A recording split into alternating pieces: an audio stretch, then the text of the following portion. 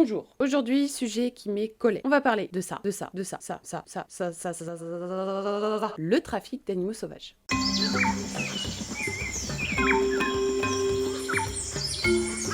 Alors, j'avais d'ailleurs fait un petit sondage sur Instagram avec plusieurs sujets de vidéos que je vous proposais et c'est vrai que vous avez été pas mal à me demander celui sur le trafic. Et justement, en parlant d'Instagram, si tu ne me suis pas encore, je t'invite à venir me rejoindre, le lien est juste en bas dans la description. Donc, on peut clairement le dire, notre faune sauvage est au plus mal, et ce depuis bien trop longtemps. La biodiversité subit tous les délires les plus fous des hommes entre exploitation animale, tests cliniques sur les animaux, braconnage, trafic, abattoirs, les abandons, violences sur les espèces.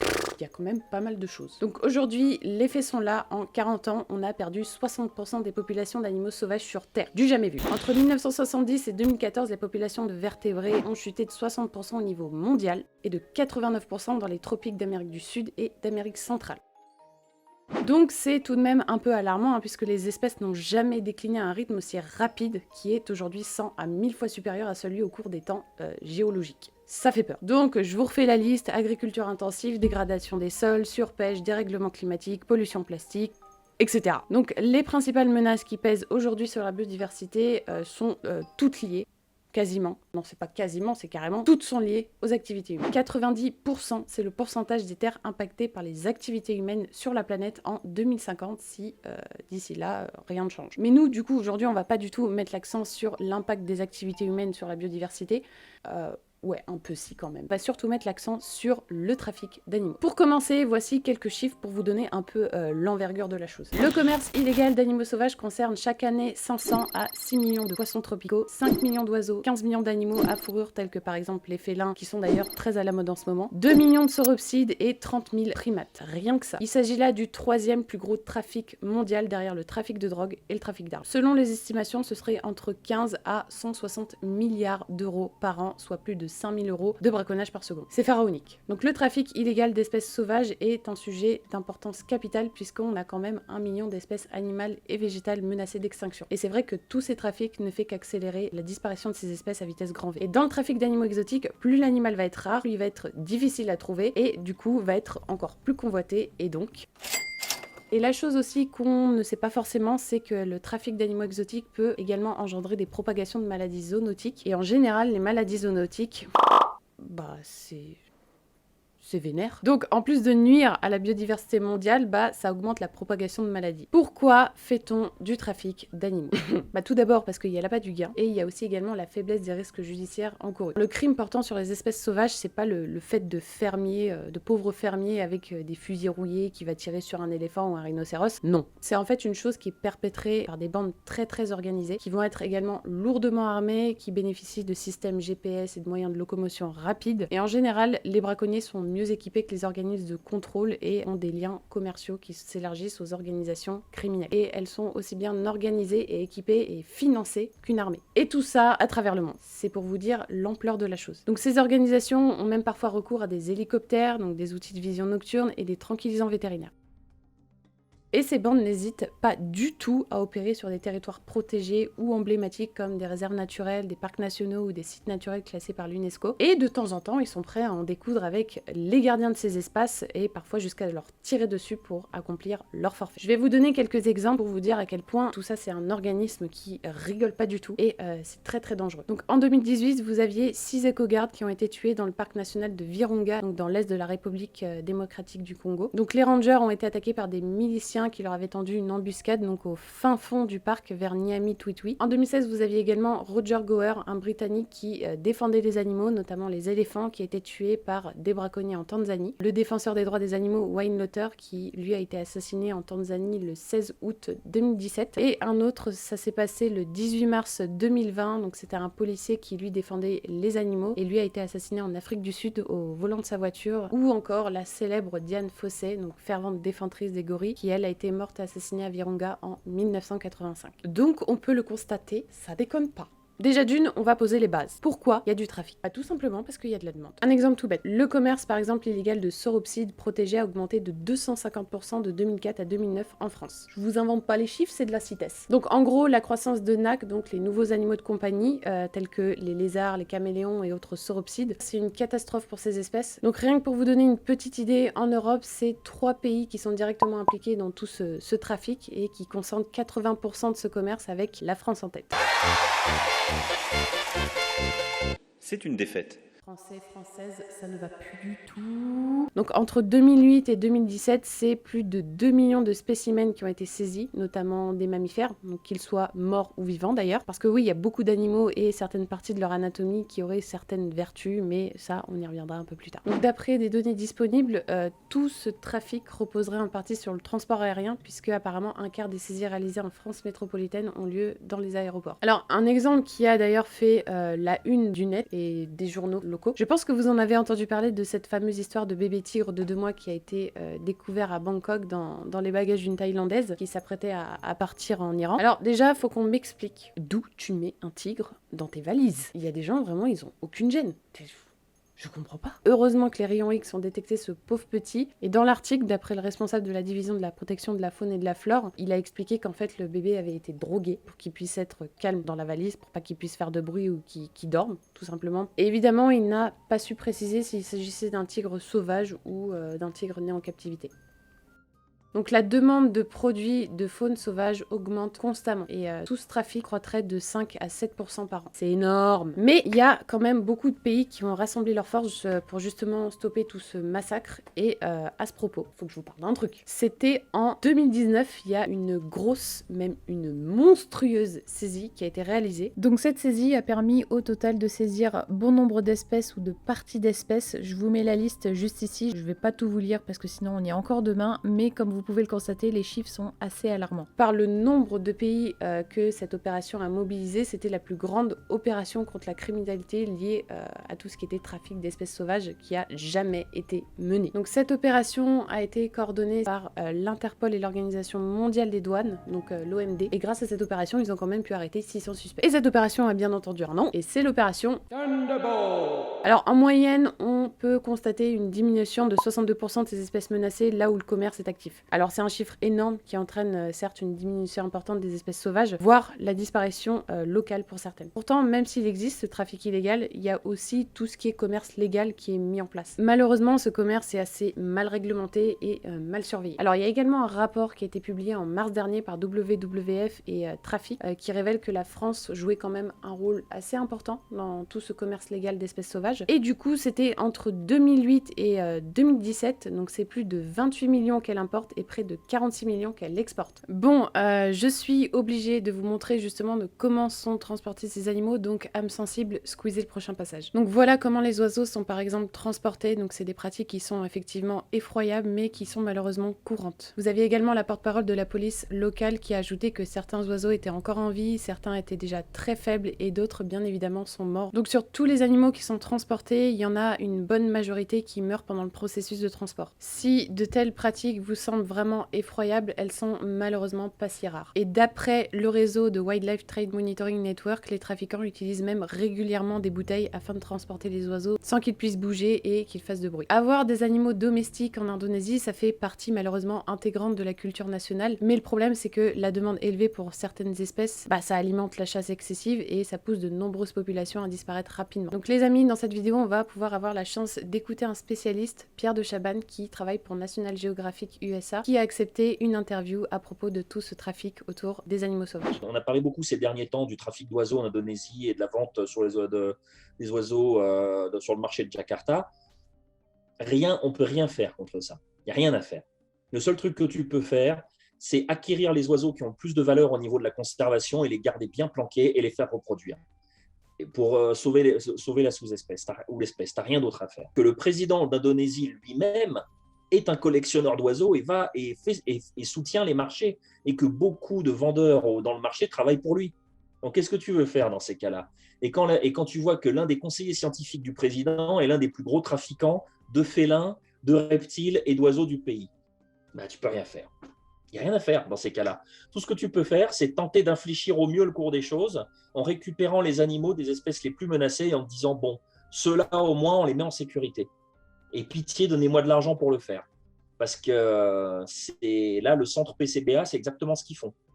C'est tous les jours, ils envoient des gens sur les marchés aux oiseaux pour vérifier s'il n'y a pas un truc de rare, un truc d'une espèce qu'on pensait éteinte à vendre ou quoi que ce soit, pour l'acheter très vite et l'envoyer au centre. Je vous donne l'exemple des oiseaux, mais aujourd'hui, c'est surtout les félins qui sont à la mode, malheureusement, ainsi que des petits primates, comme par exemple les oustitis. Et l'attrait pour les sauropsides reste bien évidemment constant. Alors, il y a également un autre problème qui commence à se poser, ça concerne le trafic d'écureuils du Japon, qui est en train de se développer massivement. Alors ça, du coup, ça pose un gros problème, puisque on craint justement de voir l'espèce finir dans la nature et porter atteinte à nos écureuils roux. Donc c'est ça aussi, le fait de mettre le bazar dans la biodiversité, comme par exemple, vous avez le fameux cas du perroquet kakapou en Nouvelle-Zélande, donc qui n'avait initialement pas de prédateur dans son milieu naturel, sachant que c'est un oiseau terrestre qui pond ses œufs au sol. Et bien, l'importation d'espèces non natives du pays a fait que les œufs du kakapou se faisaient manger par ces nouvelles espèces importées et qui par la suite menacent évidemment le kakapou de disparaître. Donc ça devient maintenant également super compliqué de coincer les trafiquants puisqu'ils vont se servir des réseaux sociaux, ce qui va d'ailleurs faciliter leur activité. Et pour éviter de se faire cibler, ils utilisent des noms de code comme par exemple Yellow Material, White Plastic ou Jelly. Tous ces mots vont être employés à la place du mot ivoire. Maintenant, entrons dans le vif du sujet.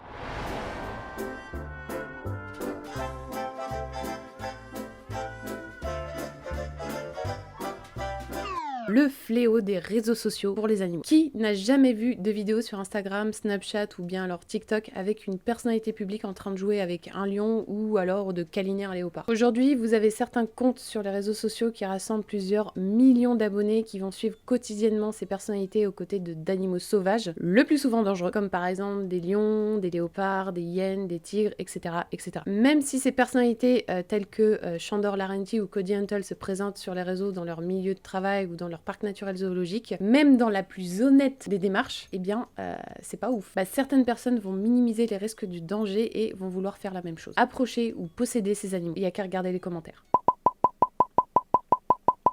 Ces personnes se disent protéger des animaux, oui mais non. Je suis désolée, mais le fait de faire venir des célébrités pour se faire prendre en photo avec des animaux exotiques et consanguins en plus, question éthique, ça pose quand même problème. Ils vont même prôner et mettre en avant des animaux hybrides. Alors en plus, ce qui m'a fait doucement rigoler, c'est que sur certaines vidéos, ils ont cette fameuse phrase slogan. Je vous passe quelques extraits. Save the tiger. Save the tiger, save the world. Save the tiger, save the world. Us great sentinel of the forest. We save the tigers, we save the world. Save the tiger, we save the world. Ça se voit, t'as pas vu la vidéo des tigres blancs. Ce serait plutôt « like ma vidéo pour mes gros lolos ». Pareil, un autre Instagrammeur qui se dit amoureux des animaux. Alors certes, oui, il est sûrement amoureux des animaux, même c'est sûr, hein. Mais pareil, c'est comme cette vidéo où il manipule une petite panthère nébuleuse. Mais est-ce que quelqu'un trouve ça normal? Je pense pas que ces gens se disent dans leur tête que les gens vont vouloir faire pareil. D'ailleurs, j'ai remarqué qu'il y avait de plus en plus effectivement de particuliers qui possédaient des animaux exotiques chez eux et qui s'exposaient avec sur les réseaux sociaux. Et ça pue du trou-fignon. En ce moment, les animaux que je retrouve plus régulièrement sur Instagram, c'est les servals. Il y a qu'à voir certaines vidéos où tu vois clairement que c'est pas un animal domestique. Notamment cette vidéo où le gars présente un morceau de poulet à son serval qu'il l'a pas encore vu et dès qu'il le voit, il commence à être agressif, il fonce dessus. Non, c'est pas un animal domestique, c'est un animal sauvage, c'est pas un animal qui a connu des milliers d'années de domestication comme les chats et les chiens. Tout ça, évidemment, les animaux, ça revient à dire que c'est des distributeurs de likes et de followers, très clairement. Pareil, vous avez la même chose d'autres qui vont s'exhiber sur leurs réseaux sociaux avec des lions et qui mettent en description « Lion is not pet ». Clairement, c'est faites ce que je dis et faites pas ce que je fais. En parlant de ça, vous avez sûrement dû entendre parler du phénomène Tiger King pendant le confinement. Tiger King. Tiger King. Tiger King. Tiger King is coronavirus, and then there is Tiger King. And nothing else. Cette série a été vraiment un succès sur Netflix. Alors on sait tous que les Américains sont dans la démesure et l'extravagance la plus totale. Donc en gros, quand Tiger King est sorti, évidemment tout le monde était chez soi à regarder Netflix, à manger du popcorn parce que c'était le confinement. L'audience pour cette série a été enregistrée à 35 millions de téléspectateurs en seulement 10 jours. Alors, cette série complètement barrée, de gens barrés, qui font des choses barrées, ont quand même permis de mettre quelques affaires au clair. Vous connaissez sûrement Joe Exotic, qui est l'un des personnages centraux de la série, qui d'ailleurs purge actuellement une peine de 22 ans d'emprisonnement pour avoir tué des tigres. On parlait du fait qu'il faisait de la contrebande d'animaux exotiques et qu'il était connecté à tout un commerce illégal de reptiles au Canada. Sans parler du fait qu'il maltraitait ses animaux. Là, clairement, on le voit dans une vidéo où il conseille à un de ses employés de ne pas frapper le tigre devant le public, mais plutôt de le faire dans les coulisses. Dans cette série où on vous montre des gens amoureux des animaux, qui vont clairement tout au long de la série se pavaner, qui jouent et qui font avec des animaux dangereux que sont quand même les félins. Alors tout ça donne une image mais hyper négative. Je vous rappelle que c'est quand même 35 millions rien qu'en Amérique, si ce n'est plus maintenant. Et vous avez également Doc Antle, donc un personnage de la série qui a également été accusé de trafic d'espèces sauvages. Donc ce monsieur qui a sur sa très très grande propriété un nombre incalculable d'animaux exotiques, il a aussi un nombre incalculable de femmes. Il a 4 femmes, ce monsieur. Donc lui a été accusé de 15 chefs d'inculpation, parmi lesquels figurait le trafic d'espèces sauvages et la cruauté envers les animaux. Dans son zoo, alors zoo, je mets des gros guillemets parce que pour moi c'est pas un zoo, hein, c'est clairement une ménagerie, j'ai pas de nom pour qualifier cette structure. Myrtle Beach Safari, c'est vraiment une grosse figure en ce qui concerne les attractions qu'il propose à ses visiteurs. Donc bien évidemment c'est caresser des bébés tigres et là encore une fois on considère les animaux comme des attractions et pas comme des êtres vivants. Évidemment cette série donne une fausse image de la réalité des roadside zoos, donc ces petits zoos privés qui foisonnent aux États-Unis, dont la plupart accélèrent la reproduction des tigres. Tout ça pour offrir en permanence à leurs visiteurs la possibilité de câliner des bébés. Voilà les petits bébés. Bon, on va s'assurer que tous ceux qui sont debout pourront aussi les caresser, parce que vous êtes venus pour ça. Rappelez-vous que dans la forêt tropicale, il n'y a pas d'escalator.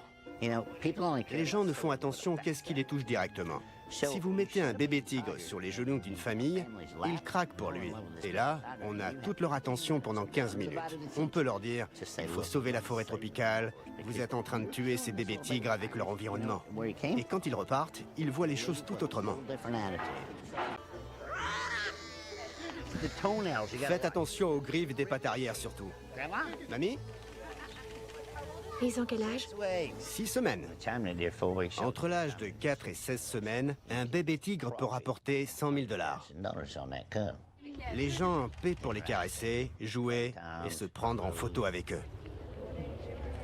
J'aimerais juste rappeler qu'il y a plus de tigres en Amérique maintenus dans ce genre de structure, où c'est clairement de l'exploitation, qu'à l'état sauvage. Voilà, c'est quand même chaud. Bon, bah écoutez, quand on voit le gain, il a des éléphants, des chimpanzés, des binturongs et des animaux qui l'accouplent n'importe comment, ce qui va donner des hybridations cool. Par exemple, des ligres, des tigres dorés, des tigres blancs sans rayures, tout un arc-en-ciel de consanguinité. Et oui, coordinateur d'espèces, c'est un métier. Quand ces personnes disent tenir la population de tigres pour les sauver, non. Alors là, on parle de plusieurs dizaines de milliers d'individus et le problème, c'est qu'il n'existe pas de loi fédérale encadrant la possession de félins. Par exemple, en 2020, 19 États aux USA interdisent formellement aux particuliers d'avoir des animaux exotiques. Ensuite, vous avez 13 autres États qui interdisent uniquement la possession de certaines espèces. Et enfin, vous avez 15 autres États qui autorisent la possession d'animaux exotiques avec bien évidemment un permis et une licence, donc l'équivalent du certificat de capacité en France. Et enfin, vous avez l'Alabama, la Caroline du Nord et le Nevada qui, eux, n'ont aucune régulation particulière. Donc vous comprendrez que dans certains États, certains particuliers ont dans leur jardin des animaux exotiques comme animaux de compagnie. Et comme je vous l'ai dit un petit peu avant, la majorité d'entre ces animaux se trouvent dans des conditions vraiment insalubres. Alors que ce soit dans les zoos amateurs ou les ménageries privées. Et en fait, c'est eux, ce sont ces particuliers qui ont ces animaux exotiques qui vont revendre les félins à n'importe qui, à n'importe quel particulier, ou ils vont louer les animaux pour des spectacles ou pour des films. Se faire du fric. Mais l'activité principale, c'est bien évidemment de faire des prestations avec les visiteurs qui peuvent, eux, interagir avec les félins. 10 $ la photo, 500 $ et plus pour une session de jeu privée avec. Et pour être plus attractif que les concurrents de certains zoos, comme par exemple Myrtle Beach Safari, ils vont posséder des animaux rares comme ces fameux animaux génétiquement modifiés par l'homme qu'on appelle les hybrides. Et là, je fais référence au très célèbre ligre Hercule, qui est dans le Guinness des records en fonction du poids. Donc il a été estimé comme le plus gros félin du monde. Beaucoup de ces structures croisent justement des lions avec des tigres, donc ça va donner des tigrons et parfois poussent la chose encore plus loin et les font à nouveau se reproduire pour créer des lit-ligres ou des lit-tigrons. Et oui, certains hybrides peuvent effectivement se reproduire, ils ne sont pas tous stériles. Et malheureusement, ce que le public ignore derrière toute cette hybridation, c'est que ces animaux présentent de graves problèmes de santé. Je l'avais expliqué pendant la vidéo des tigres blancs, d'ailleurs si vous voulez la revoir, hop, vous la mettez là. Effectivement, ça reste des chimères qui n'existent pas en milieu naturel. Donc tigres et lions ne se croisent pas en milieu naturel. naturel, les lions se retrouvent majoritairement en Afrique et les tigres en Asie. Après, vous avez une petite population de lions qui perdure dans la réserve de Gir en Inde, mais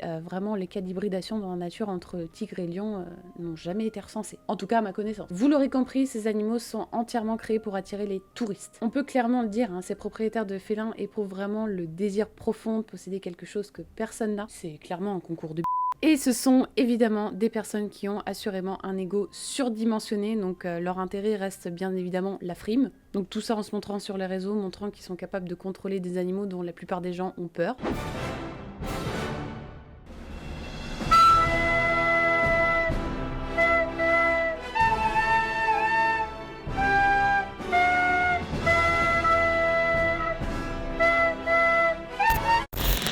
Et vous connaissez le proverbe, jeu de main, jeu de vilain. Parce que cette mode a parfois conduit à des drames, comme par exemple en 2011 dans l'Ohio, quand vous aviez un propriétaire qui a libéré 50 animaux exotiques avant de se suicider. Il y a un lion entre Mount Perry Road et Greyshot. Il se dirigeait vers l'est à toute vitesse. On aurait dit un jaguar ou un loup. Dangereux. Il marchait devant moi, je l'ai vu dans la lumière du réverbère. Le shérif a déclaré que 50 animaux sauvages avaient été libérés d'une ferme privée. Tout animal en liberté sera abattu.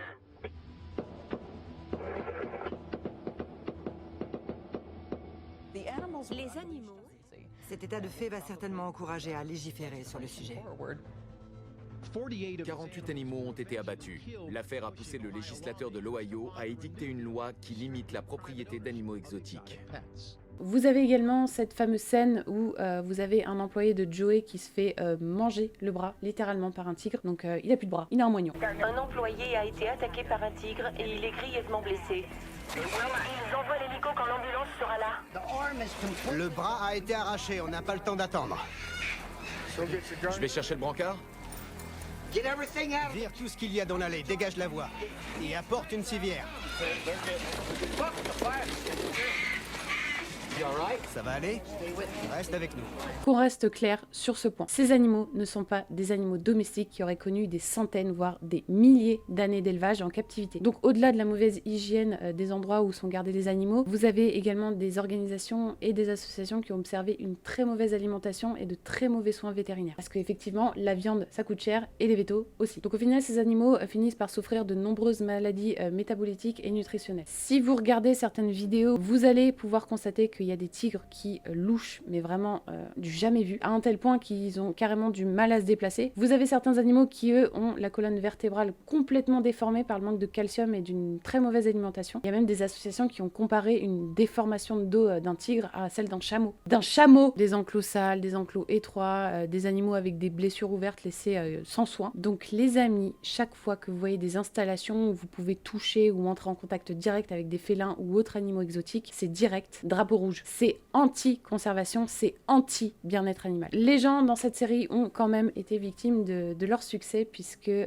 cette série a quand même permis de mettre en lumière les coulisses de tout ce réseau d'animaux, qui s'est d'ailleurs révélé être assez morbide. Donc au final, vous avez un bon nombre de propriétaires qui figurent dans cette série qui font eux aussi l'objet de poursuites judiciaires. Vous avez par exemple Jeff Lowe qui a perdu son accréditation qui lui permettait de présenter des animaux au public.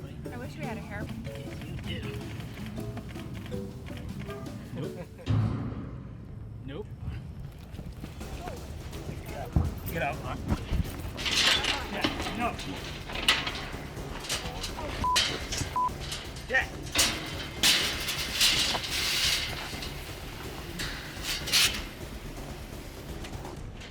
You good?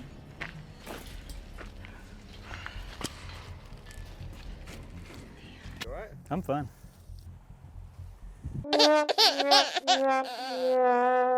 Tim Stark qui a reconnu avoir été coupable de cruauté envers les animaux. Donc tout ça, bien sûr, ça alimente tout ce trafic autour des animaux exotiques. Vous avez même certains qui font se reproduire massivement des femelles qui sont contraintes de mettre bas 2 à 3 fois par an, alors que en général, les félins, c'est 2 à 3 petits par an dans la nature. Et bien évidemment, quand elles ont des petits, ils s'en foutent qu'ils soient sevrés ou non. Ils sont en fait directement arrachés à leur mère pour finir dans les bras des visiteurs pour qu'ils puissent les caresser, les prendre en photo, faire des lives avec, etc. Par contre, la chose assez ignoble, c'est qu'une fois que les petits atteignent l'âge de 4 mois... Ah! Et oui, à 4 mois, ces animaux deviennent grands et deviennent dangereux pour être caressés. La question, c'est qu'est-ce qu'ils deviennent? Alors, vous avez certains organismes qui ont vu des cas où les petits se faisaient tuer, dans de nombreux cas, et d'autres où ils finissent, comme je vous ai dit, dans des refuges. The first time that I met Joe, he explained how exhibitors will falsify federal paperwork, their USDA inventory sheets, to make it seem like these cubs never existed in the first place. They just won't ever enter these cubs into their inventories. And then when they've outgrown cub petting, Joe said that some of them will hit the cubs in the head with a hammer to kill them. It's as if the cubs just never existed. Alors par exemple, si vous allez sur internet, il suffit de quelques secondes pour trouver par exemple des bébés tigres blancs en vente. Et en général, ils vont être vendus à peu près 2000 $. Je sais pas si vous vous rendez compte, mais c'est quand même moins cher que certains chiens de race. C'est un truc de ouf. Alors sur les réseaux, les propriétaires n'hésitent pas à mettre en avant leur amour pour les animaux, que leurs zoos permettent de sensibiliser le public en les mettant directement en contact avec des espèces menacées. Et le résultat, ça donne ça. I want a monkey now. I want to get my own monkey. Oh ouais, t'as raison. Super moyen de sensibilisation.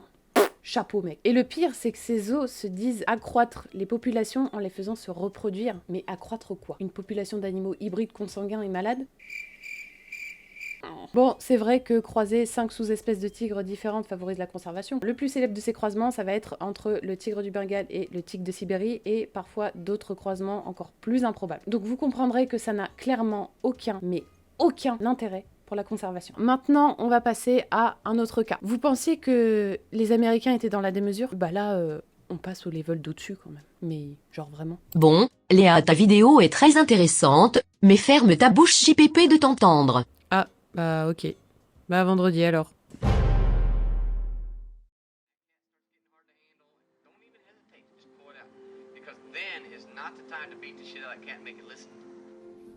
You cannot reprimand a cat while the public's around. That happens behind the scenes.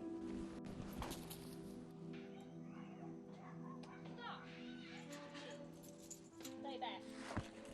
You'll bite, okay?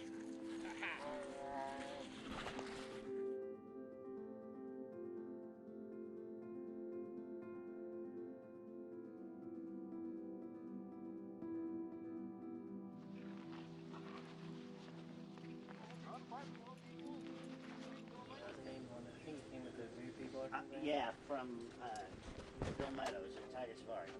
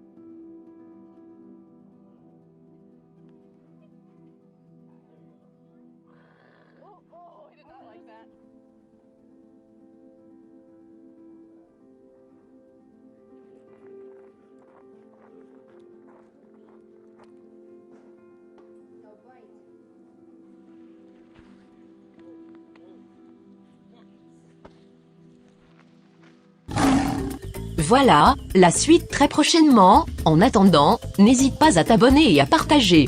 Gros bisous.